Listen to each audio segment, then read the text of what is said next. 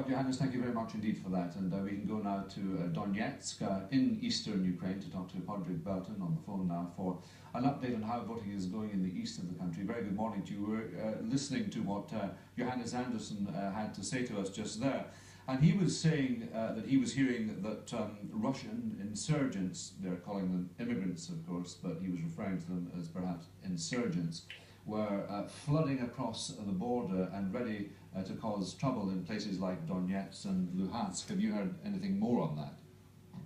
Hello from Donetsk. I went yesterday to the insurgents' headquarters in the occupied administration building of Donetsk.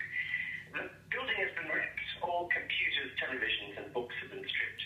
Rather intense chaps with automatic weapons and Moscow accents are controlling entry. The inside of the building is decorated with these quite weird images of Obama with a Merkel haircut and a Hitler mustache. It's quite funny, actually. And its public spaces have been turned into a sort of anti-Maidan. There are candles, just like in Maidan, but to slaying beer-cooled riot police, and drawings by children showing atrocities they imagine will happen to Russian speakers. These separatists see the Kiev government as illegitimate, with deposed President Yanushchenko still for them the legitimate president. For them, he was toppled in a Western-backed fascist coup, which will take the country into the EU and NATO. They see the two things as one. Now, if Poroshenko wins straight up today by securing his 50%, Putin's tourists, as they're called locally, may go home a little sooner, though some of the heavies who are now manning checkpoints throughout the east may take a bit more offing. So Putin is all ways of putting pressure on Ukraine not to move too quickly into an economic association agreement with the EU. What he wants is a federal weakened state, with the east maybe enjoying some sort of veto. Poroshenko, for his part, calls this federalism Crimea too, though he has promised to devolve budget and language powers to local levels.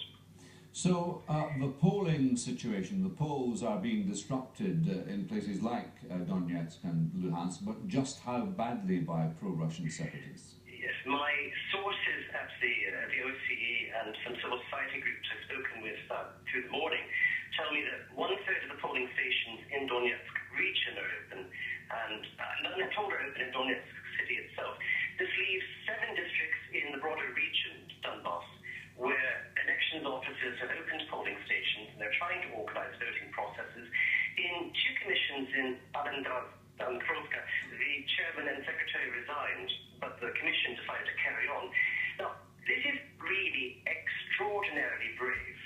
In preceding days, armed separatist chaps with guns have stolen all the authentication stamps from the region, and in 4 Soviet countries, stamps really are quite important. They love them.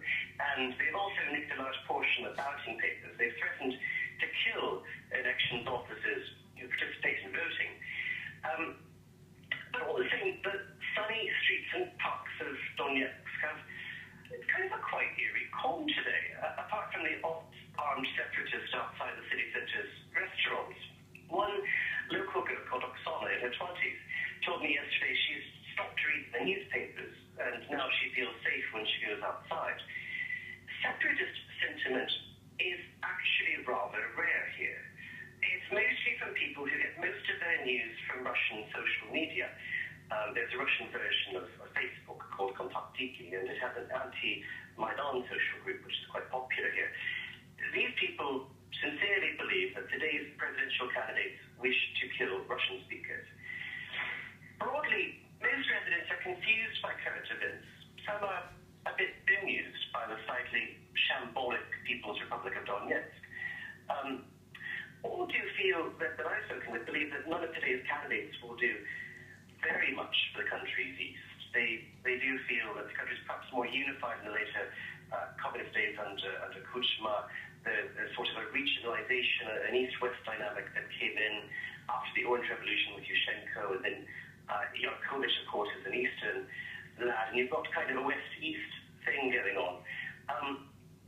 I suppose that one of the crucial questions must be that Ukraine needs a very large turnout, because that would in turn confer legitimacy on the new government. Yes, and also if he is able to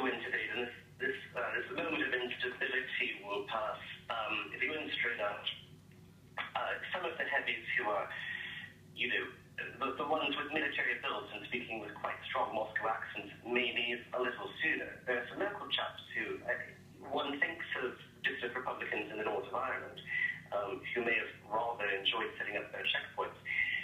A crucially important power broker here is Rinat Akhmetov, the East's mining oligarch. He's the richest man in the nation and the 100th wealthiest man in the world. He might be 101st. He was starting to get a bit unhappy under Yanukovych because Yanukovych's son quite quickly became the second richest man in the nation. And Akhmetov, it is said, might have thought that perhaps, though he was a supporter, he wasn't family. It is said that little happens in the East without him agreeing to it. And though he has called to be nice to Ukraine, he's had his employees come out and have 5-minute demonstrations during their lunch period on demonstrating for national unification, continuation of the country. There is speculation that he will do this somewhat more forcefully once there's a new government that has satisfied him that his own mining interests will be protected if the country moves closer to the EU. All right, Paddy, thank you very much indeed for that. We'll speak to you a little bit later in the day, no doubt, when there are more developments there in Ukraine. And staying with Ukraine,